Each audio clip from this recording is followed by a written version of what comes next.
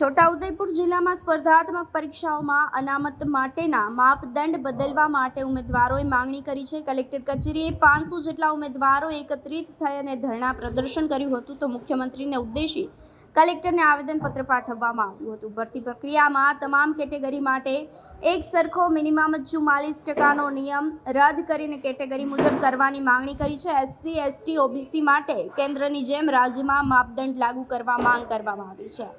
અનામત ખતમ કરવા માટે ષડયંત્રો હોવાનું ઉમેદવારોએ આક્ષેપો કર્યા હતા તો ખાસ કરીને મદદનીશ કલેક્ટર IAS મુસ્કાન ડાંગર ચેમ્બર બહાર નીકળી અને ઉમેદવારોને આશ્વાસન પાઠવ્યું હતું। માંગ નહીં સ્વીકારવામાં આવે તો મોટી સંખ્યામાં ગાંધીનગર કૂચ કરી આંદોલન કરવાની ચીમકી ઉચ્ચારવામાં આવી છે। જોહાર, જય આદિવાસી। અમે જે આજરોજ કલેક્ટર મેડમશ્રીને આવેદનપત્ર આપવા માટે આવ્યા છે, એમાં ગુજરાત સરકાર દ્વારા 40% અને 60% જે ક્રાઇટેરિયા નક્કી કરવામાં આવ્યો છે, એનાથી આદિવાસી જે વિદ્યાર્થીઓ છે એ SC, ST, OBCના જે વિદ્યાર્થીઓ છે એમને અનામતનો લાભ મળતો નથી। અનામતથી એ લોકો વંચિત રહી ગયા છે અને આના કારણે એમને જે નોકરીઓ છે એ નોકરીઓ પણ ખાલી રહી ગઈ છે।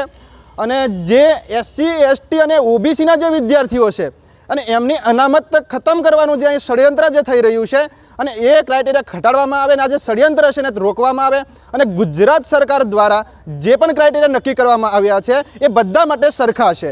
એમાં જનરલના જે ક્રાઇટેરિયા નક્કી કર્યા એમાં 40% અને 60% ક્રાઇટેરિયા બધા માટે જો સરખા હોય તો SC, ST અને OBCના જે અનામતની જે સીટો છે એના ક્રાઇટેરિયા કયા નક્કી કર્યા તે એમને કોઈ નક્કી નહીં કરેલા અને સેન્ટ્રલ ગવર્મેન્ટે જે રીતે નક્કી કર્યા છે ક્રાઇટેરિયા એ રીતે ગુજરાત સરકાર પણ SC, ST અને OBCના જે ક્રાઇટેરિયા નક્કી કરવામાં આવે અને જે પણ અત્યારે નોકરીઓ છીનવાઈ રહી છે એમાં જે જનરલવાળાએ નોકરીની અંદર અત્યારે ખુશી રહ્યા છે તો એ પણ નાબૂદ કરે અને જે ગુજરાત સરકાર દ્વારા જે ષડયંત્ર રચાયું છે એનાથી અમારા જે વિદ્યાર્થીઓ છે એ વંચિત છે। આજે નોકરીઓની અંદર ગૌણ સેવા પસંદગી મંડળની જે નોકરી છે કે કોન્સ્ટેબલની નોકરીઓ છે કે પછી શિક્ષકોની નોકરીઓ છે એ છીનવાઈ રહી છે।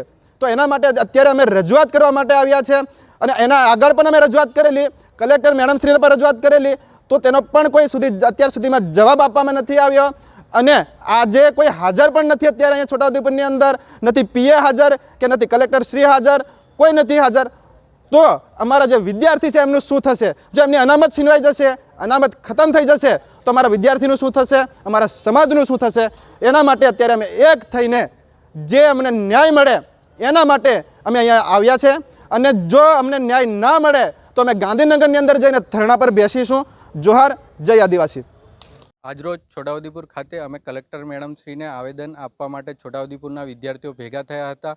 અમારી માંગણી છે કે જે ગુજરાત ગવર્મેન્ટમાં વિવિધ ભરતી પ્રક્રિયાઓમાં જે 40% મિનિમમ લાવવાનો ક્રાઇટેરિયા છે જેમાં અમને છૂટછાટ આપવામાં આવે, કેમ કે ST, SC વિદ્યાર્થીઓ આમાં 40%ના ક્રાઇટેરિયાના લીધે ભરતીથી વંચિત રહી જાય છે।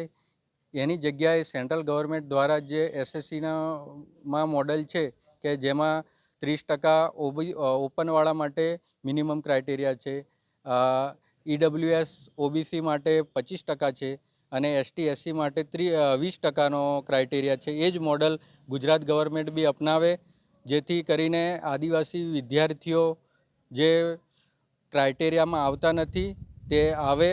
એના માટે અમે કલેક્ટરશ્રીને આવેદનપત્ર આપવા આવ્યા હતા આજે છોટાઉદેપુર ખાતે। રાઠવા જયદીપ, વિદ્યાર્થી। આપે બરાબર છે, મુલાકાત તો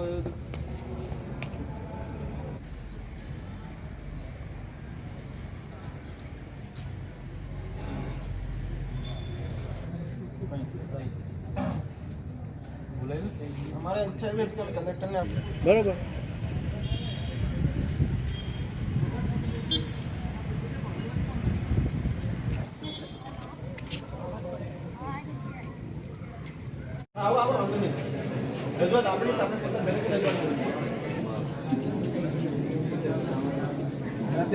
लिखित में